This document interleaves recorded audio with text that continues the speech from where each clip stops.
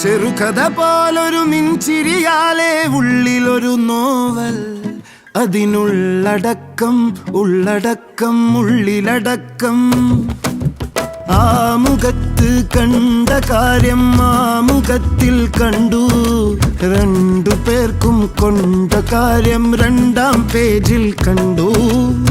ആ മുഖത്ത് കണ്ട കാര്യം ആ മുഖത്തിൽ കണ്ടു, രണ്ടു പേർക്കും കൊണ്ട കാര്യം രണ്ടാം പേജിൽ കണ്ടു. താളുകളനവധി നാളുകളനവധി താനേ മാറി മറിഞ്ഞു, വേദന തോനെ വാരിയെറിഞ്ഞു.